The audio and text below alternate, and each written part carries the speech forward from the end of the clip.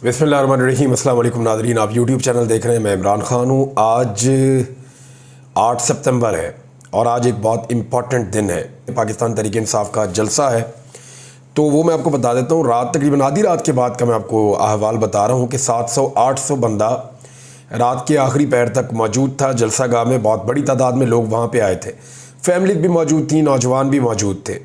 और कुछ चीज़ें हैं जो आपको मैं रिपोर्ट कर दूँ। अच्छा देखें, PMLN हो गई या पीपल्स पार्टी हो गई, वो नॉर्मली अपना अगर कोई इवेंट करते हैं जिसमें नवाज शरीफ ना हो या आसिफ अली जरदारी ना हो, तो वो इवेंट, या उसमें मरीम नवाज या आप कह लें उसको बिलावल ना हो, तो वो बहुत छोटा रह जाता है। आपको याद होगा PMLN की क़यादत ने लिबर्टी चौक में बड़ा ज़ोर लगाया था, अल्लाह रखा पेप्सी को ला कर, तो 200 बंदा इकट्ठा नहीं हुआ था।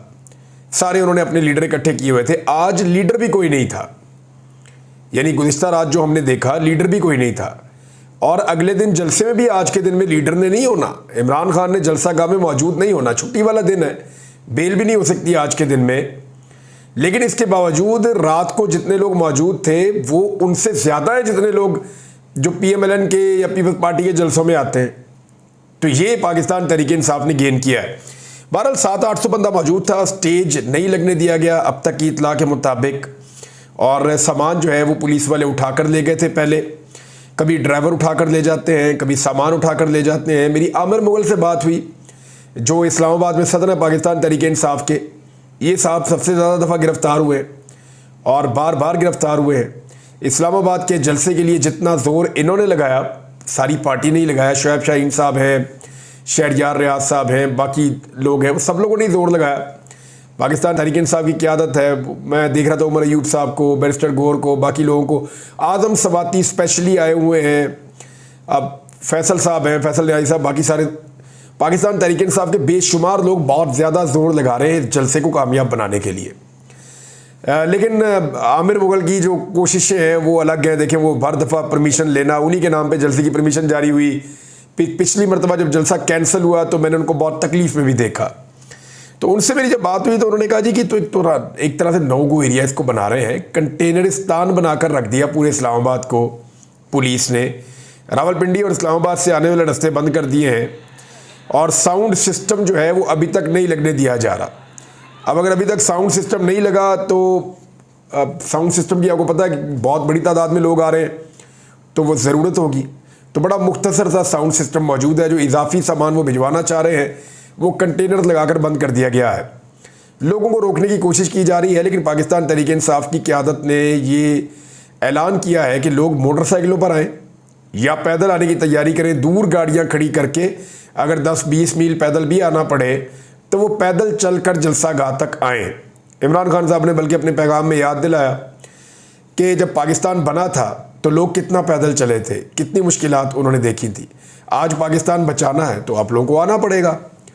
तो रावलपिंडी और इस्लामाबाद के हवाले से दावा किया मेरे साथ पाकिस्तान तहरीक इंसाफ की क़यादत ने कि कल ये सरप्राइज़ देंगे दोनों शहर आज के दिन में। यानी कल मेरी उनसे रात को बात हुई तो उन्होंने कहा जी आज ये सरप्राइज़ देंगे। मैंने कहा जी कैसे? उन्होंने कहा जी आपको आइडिया ही नहीं है और ना इंतज़ामिया को आइडिया है कि रावलपिंडी और इस्लामाबाद के लोग कितने जोश में हैं, कितने जज्बे में हैं, और वो कितने पैशन के साथ जलसे में शामिल होना चाहते हैं।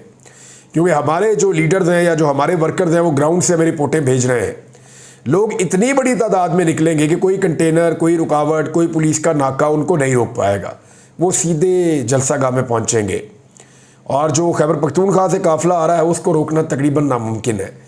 उसकी वजह यह है कि जितने बड़े इक्विपमेंट के साथ वो आ रहे हैं, अली अमीन गंडापुर का ये दावा है कि उनके काफ़िले को नहीं रोका जा सकता, चाहे एक की जगह 10 रुकावटें डालें, जगह जगह पर रोकें, लेकिन जिस मशीनरी के साथ जिस तरह वो आ रहे हैं उनको नहीं रोका जा सकता।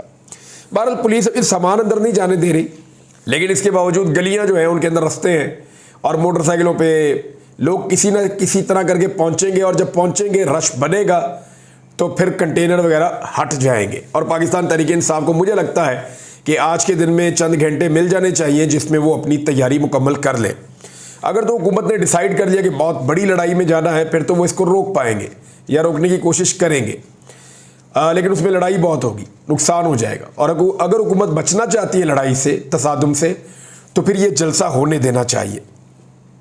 अब इसमें कुछ चीज़ें हैं। एक तो जो लाहौर से क्राउड निकलना था पाकिस्तान तहरीक इंसाफ का, क्योंकि गुज़िश्ता रात वहाँ पे ख़त्म नबूवत के हवाले से एक प्रोग्राम था मजहबी जमातों का, फजल रहमान साहब, तो उधर से पाकिस्तान तहरीक इंसाफ के कारकुन बड़ी तादाद में उस जुलूस के साथ लाहौर से निकले, यानी उन्होंने उसका कवर लिया है। मैंने आपसे कहा था ना कि मैं आपको बताऊंगा कि तहरीक इंसाफ के लोगों ने कैसे निकलना है लाहौर से। तो लाहौर में क्योंकि बहुत बड़ा एक इज्तिमा हुआ, वो जब काफ़िले निकले, उनकी गाड़ियाँ निकली, उनकी बसें निकली, तो उनके साथ फिर पाकिस्तान तहरीक इंसाफ के लोग भी बहुत बड़ी तादाद में निकले हैं और उन्होंने वही झंडे और वही चीज़ें उठाई हुई थी जो उन्होंने पहले से बनवा रखी थी। तो तहरीक इंसाफ ने एक शातिर चाल चली है और ये आइडिया मैं आपको बताऊंगा ये आइडिया किसका था और किस तरह ये आया, क्योंकि मेरे पास बेसिक वो ऑडियो मौजूद है शुरू में जिसने ये आइडिया दिया था। तो वो जो जुलूस निकलना था ख़त्म नबूवत वालों का, उनके साथ वापसी पे पाकिस्तान तहरीक इंसाफ के लोग शामिल हो गए और वो अब इस्लामाबाद के गिरदोनवा में मौजूद हैं। जबकि खैबर पख्तूनख्वा से बहुत बड़ी तादाद में 2-2.5 हज़ार लोग जो हैं वो आकर अभी अपने जानने वालों रिश्तेदारों के घरों में इस्लामाबाद रावलपिंडी में ठहरे हुए हैं और जलसा गाह के अतराफ़ में भी हैं। वो लोग भी फौरी तौर पे सुबह एक्टिव हो जाएंगे और पहुंच जाएंगे। तो इस तरह एक बहुत बड़ा क्राउड इस्लामाबाद में ऑलरेडी मौजूद होगा। अगर पुलिस ने कोई जंग लड़नी है या उनको कोई एडवेंचर करना है तो उनका सारा दिन इसी काम में लगा रहेगा जब तक कि अली अमीन गंडापुर का बड़ा काफिला या पंजाब से आने वाले काफिले पहुँच ना जाएँ।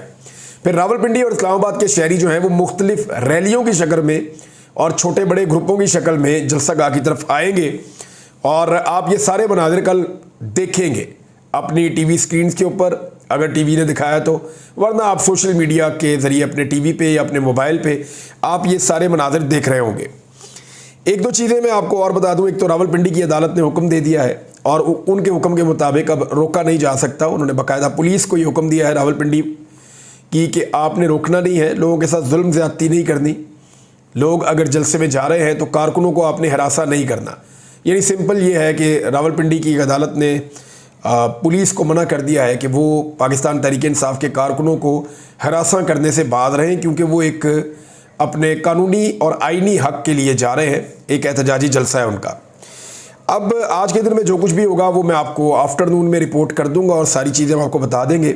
लेकिन ये जलसा पाकिस्तान के लिए और पाकिस्तान तहरीक इंसाफ के लिए बहुत अहम हो गया है, क्योंकि अब पाकिस्तान तहरीक इंसाफ और पाकिस्तान की सियासत एक नेक्स्ट राउंड में या अगले फेज़ में दाखिल हो रही है।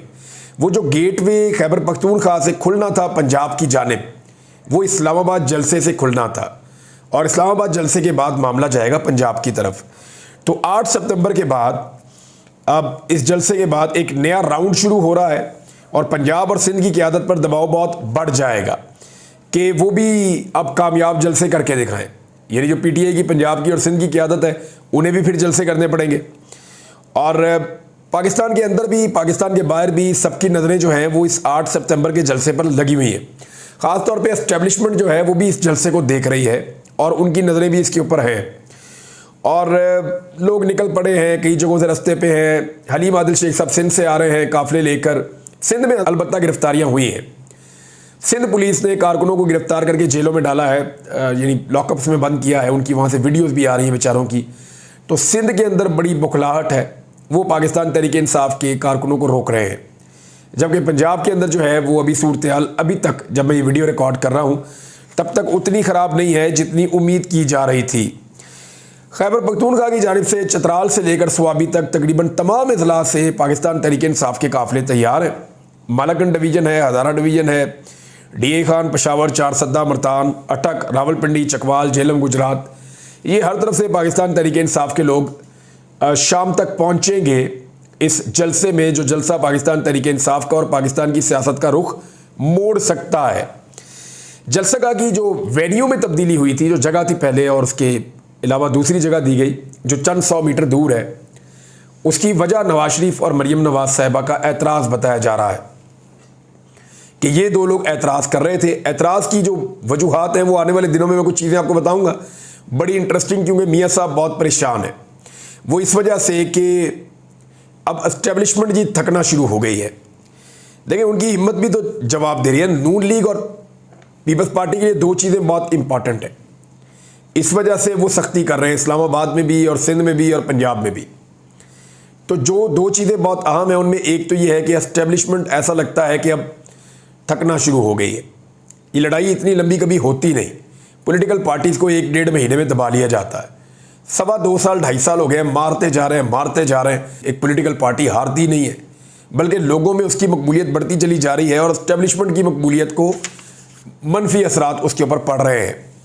हुकूमत डिलीवर कर नहीं सकी, दूसरा मसला ये है, और मुकम्मल सपोर्ट एस्टेब्लिशमेंट की होने के बावजूद हर लम्हे हुकूमत की मुखालफत में इजाफा हो रहा है और वो डिलीवर नहीं कर पाई।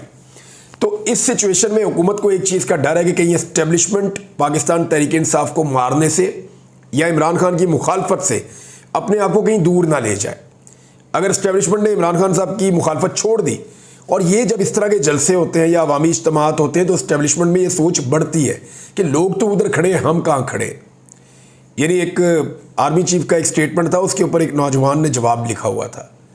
आर्मी चीफ ने कहा था कि पाकिस्तान के लोग पाकिस्तान की फ़ौज से प्यार करते हैं। तो नौजवान ने कहा जी हम तो आज भी प्यार करते हैं, वहीं खड़े हैं, लेकिन आप कहाँ खड़े हैं और किन के साथ खड़े हैं। ये नौजवान फिर ऐसी बातें पूछते हैं तो इनका असर पड़ता है। अब अगर एस्टेब्लिशमेंट बीच में से निकल जाती हैं तो चंद चीज़ें हैं जो बड़ी खौफनाक हो जाएंगी। DGISPR की जो बातें हमने लास्ट प्रेस कॉन्फ्रेंस में सुनी, उनमें जो चंद जुमले और चंद चीज़ें शामिल होती थी, इंतशारी टोले या जत्थे या डिजिटल दहशतगर्द या इससे मिलती जुलती बहुत सारी इस्तिलाहात, वो उन्होंने इस्तेमाल नहीं की। उन्होंने मईशत पे बात करने से भी गुरेज किया, क्योंकि मईशत का भट्टा बिठा दिया है इस हुकूमत ने और कोई उम्मीद भी नहीं है कि मईशत ठीक हो जाए। तो जब भट्टा बैठ गया और उम्मीद भी नहीं है तो अपने गले डालने की क्या ज़रूरत है एस्टेब्लिशमेंट को। तो DGISPR ने गुरेज किया। जब ये सारी चीज़ों को इकट्ठा करके देखती है PMLN और पीपल्स पार्टी, तो उनके लिए मुश्किल हो जाती है, क्योंकि अगर एस्टेब्लिशमेंट अपने आप को इस लड़ाई से बाहर निकालती है तो इमीडिएटली जो चीज़ें होंगी वो मैं आपको बता देता हूँ। एक तो जो सिविल इंतज़ामिया है, ब्यूरोक्रेसी या पुलिस, उनके ऊपर हुकूमत की गिरफ्त कमज़ोर हो जाएगी। फिर मीडिया उनके कंट्रोल से निकल जाएगा, क्योंकि हुकूमतें मीडिया कंट्रोल नहीं कर सकती, ये एस्टेब्लिशमेंट ही करती है। अदलिया के ऊपर जो कंट्रोल करने की इनकी कोशिश है वो मुमकिन नहीं रहेगा। अदलिया अपनी स्पेस रीगेन कर लेगी और इंडिपेंडेंटली फैसले देगी, जो हुकूमत को, नून लीग को, MQM को, पीपल्स पार्टी को सूट नहीं करता। इमरान खान को जेल में रखना तकरीबन जो है वो नामुमकिन हो जाएगा।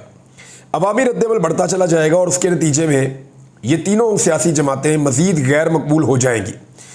ये सारा का सारा मलबा 3 सियासी जमातों पर गिरेगा, पीपल्स पार्टी, PMLN और MQM। एस्टेब्लिशमेंट अपने आप को बाहर निकाल लेगी तो मलबा इन पे गिर जाएगा ज़्यादा। इमरान खान के खिलाफ जो 9 मई का बयानिया है वो कमज़ोर पड़ जाएगा। यानी 9 मई का एक बयानिया है ना, जिसके पीछे छुप जाते हैं। कोई भी मामला, कोई भी मसला होता है जी 9 मई, मईशत नहीं चल रही 9 मई, आपने काम नहीं किया 9 मई, आप सुबह जल्दी नहीं उठे 9 मई, रात को जल्दी सो गए 9 मई, जनाब आज आपने करप्शन किए जी 9 मई, जनाब आज अपने बेटे को क्यों ये लगा दिया 9 मई, अपनी बेटी को वज़ीर आला क्यों लगाया 9 मई। इनके पास हर बात का जवाब 9 मई में। बिजली क्यों महंगी की 9 मई, गैस क्यों महंगी की 9 मई, आटा क्यों नहीं मिल रहा 9 मई, ये चीनी के ऊपर क्या हो रहा है 9 मई, हर चीज़ हर स्कैंडल पे 9 मई।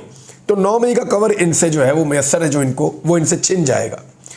अच्छा, ना चाहते हुए भी हुकूमत को इलेक्शन में जाना पड़ जाएगा या फिर हुकूमत गिर जाएगी, दोनों में से एक चीज़ होगी। क्योंकि देखें ना, जब एस्टेब्लिशमेंट बाहर निकलती है तो फिर ये सीटें फार्म 47 वाली अलग हो जाएंगी, फार्म 45 वाले बीच में आ जाएंगे असेंबली में। जब वो आएंगे तो या तो उनकी हुकूमत बन जाएगी, हुकूमत इनकी गिर जाएगी, उनकी बन जाएगी, तो या फिर इनको फ़ौरन ये सब कुछ होने से पहले इलेक्शन में जाना पड़ेगा, क्योंकि ट्रिब्यूनल्स जो हैं उनकी वजह से लगातार सीटें गिरना शुरू हो जाएगी।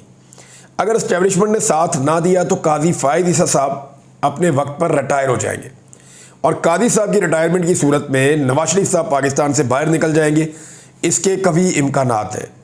मुल्क की तारीख की सबसे बड़ी अवामी तहरीक चल पड़ेगी, जो इन 2 रवायती सियासी जमातों की सियासत को तबाह कर देगी। यानी सिंध के अंदर पीपल्स पार्टी, कराची में MQM और पंजाब में PMLN, ये बुरी तरह तबाह हो जाएंगे। इनके पल्ले कख नहीं बचेगा। 2 सियासी जमातें जो रवायती हैं, इनकी रवायती सियासत ख़त्म हो जाएगी उस अवामी तहरीक के नतीजे में।